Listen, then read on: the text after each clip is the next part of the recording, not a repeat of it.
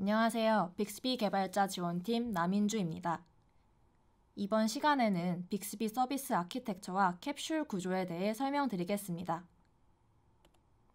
강의 내용을 짧게 설명드리자면 먼저 클라이언트 서버 아키텍처로 설계된 빅스비의 서비스 아키텍처를 분석합니다.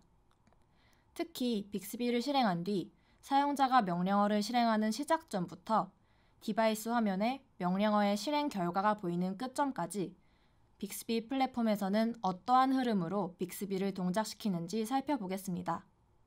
다음으로 그렇다면 빅스비 플랫폼에서 우리가 개발해야 하는 것이 무엇인지, 즉 캡슐이 무엇인지 분석합니다. 특히 캡슐의 기획 단계부터 코드를 구현하고 잘 동작하는지 테스트할 때까지 어떠한 작업이 필요할지를 살펴보겠습니다. 먼저 첫 번째로 빅스비 서비스 아키텍처에 관해서 설명을 드리도록 하겠습니다. 들어가기 전에 배경 지식을 살펴보겠습니다. 먼저 음성 인식과 자연어 이해에 대해서 가볍게 짚고 넘어가 볼 텐데요. 음성 인식이란 영어로 ASR이라고 하여 발화를 문자로 변환하는 기술입니다. 강의를 진행하면서 발화라는 키워드를 계속 들으시게 되는데 발화란 사람이 말하는 음성 언어를 가리킵니다. 다음으로 자연어 이해는 NLU, 말 그대로 기계가 아니라 인간이 말하는 자연어가 어떤 의미인지 이해하는 과정입니다. 예를 들어서 오늘 서울 날씨 알려줘 라는 말의 의도는 무엇일까요? 바로 날씨에 대한 정보를 얻고 싶다는 의도입니다. 그러면 우리가 날씨 정보를 알기 위해서 반드시 필요한 값은 무엇일까요? 바로 날짜는 오늘이며 지역은 서울이라는 것이죠. 이렇게 발화의 의도를 파악하고 그 의도를 충족하기 위한 값을 찾아내는 것이 NLU 기술입니다. 이제 빅스비 서비스 아키텍처에 대해서 설명드리도록 하겠습니다. 보시는 것처럼 서버 기반으로 동작하고 있는데요. 먼저 사용자 발화가 시작되고 인식 결과가 사용자에게 보여질 때까지 어떠한 흐름으로 동작하는지 살펴보겠습니다. 우선 왼편에 보시면 핸드폰, 즉 우리의 클라이언트에서 빅스비를 실행한 뒤 오늘 날씨 알려줘 라는 사용자 발화가 발생합니다. 그러면 해당 발화를 녹음한 음성 파일이 빅스비 서버에 전달됩니다. 다음으로 빅스비 서버에서는 ASR 모듈을 통해 해당 음성을 문자로 변환하고 그리고 그 문자로 변환된 오늘 날씨 알려줘 라는 값이 어떤 캡슐로 가야 하는지 NLU 모듈에서 분류를 합니다. 바로 날씨 캡슐이죠. 또 해당 발화가 어떤 의도이며 동작하기 위해 필요한 값이 무엇인지 분석합니다. intent는 날씨 정보를 알려달라는 것이고 필요한 값은 날짜는 오늘이며 지역은 서울이라는 것입니다. 그리고 나서 빅스비 플랫폼의 자체 기술을 통해 실시간으로 실행 절차를 나타내는 플랜 그래프를 생성합니다. 플랜은 결과 값을 얻기 위해 실행해야 하는 할 일을 순서도처럼 나타낸 것으로 보시면 됩니다. 이때 플랜 그래프에 계획된 우리의 할 일을 수행하기 위해서 실제 개발자가 구현한 자바스크립트 코드가 실행됩니다. 만약 외부 서버와 연동이 필요하다면 외부 API를 호출하여 결과를 받아오거나 결과 값을 얻기 위해 필요한 연산이 수행됩니다. 마지막으로 결과 값은 다시 서버로부터 클라이언트로 전달됩니다. 이러한 과정에 의해서 오늘 날씨는 섭씨 28도입니다 라는 결과를 오른쪽 화면처럼 사용자에게 보여주게 됩니다. 플랜이란 결과 값을 얻기 위해 필요한 할 일에 대한 순서도라고 말씀드렸는데요. 그러면 플랜은 무엇을 기반으로 생성될까요? 바로 우리가 개발할 캡슐을 기반으로 생성됩니다. 즉, 빅스비 캡슐 코드를 바탕으로 동작을 실행하기 위한 계획을 가장 효율적인 방법으로 재구성한 것이 플랜 그래프라고 할 수 있습니다. 예시로 설명을 들어보겠습니다.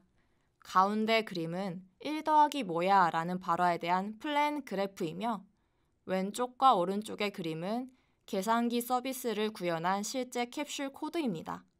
우선 가운데 플랜 그래프에 의하면 1 더하기 4는 뭐야 라는 발화의 의도는 1과 4라는 인풋 값을 더하기라는 연산자로 동작시키는 것입니다. 제일 왼쪽에 노란 박스로 쳐진 노드를 보시면 left 오퍼랜드라는 인풋 이름과 실제 값인 1.0이 나와 있네요.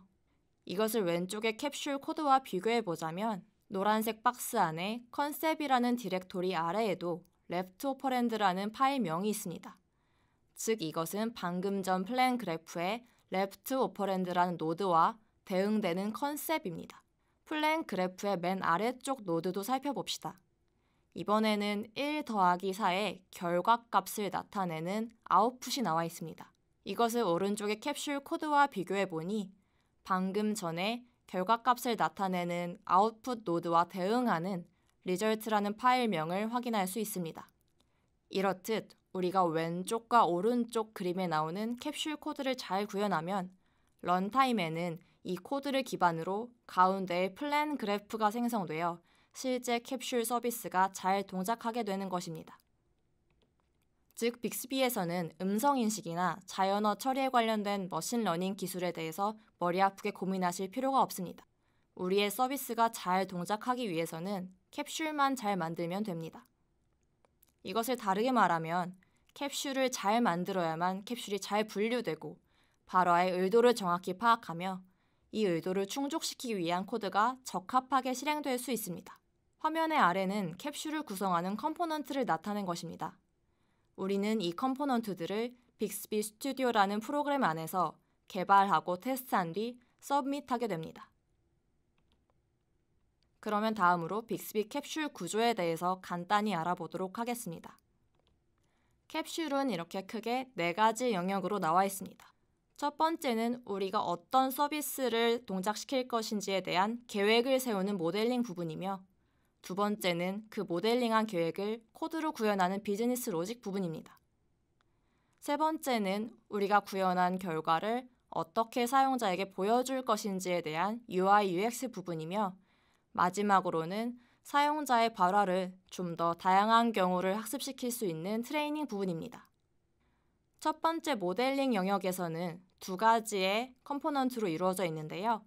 바로 컨셉과 액션입니다. 우선 컨셉이란 사용자의 발화를 인식하고 또 그 결과를 리턴할 때 필요한 값이라고 보시면 됩니다.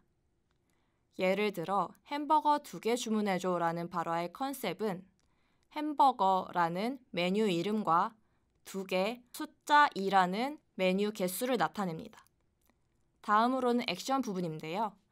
앞서 우리가 모델링했던 캡슐과 관련되어서 작업을 이해할 수 있도록 수행할 동작을 정의하는 부분입니다. 즉 컨셉이 값이라면 액션은 그 값을 활용하는 동작이라고 보시면 되겠습니다. 그 다음은 비즈니스 로직 부분인데요.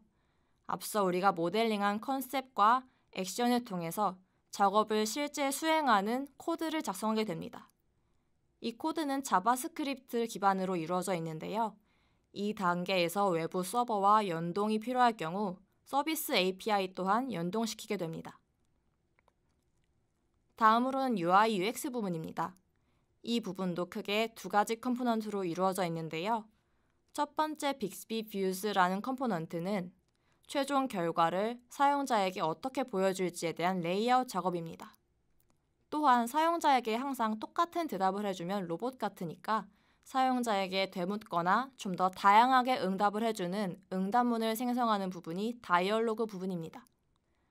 마지막으로 트레이닝 부분은 발화 트레이닝이라고 하여 사용자 또한 항상 똑같이 말을 하는 것은 아니므로 좀 더 다양한 발화를 처리할 수 있도록 자연어 트레이닝을 하는 부분이 발화 트레이닝 부분입니다.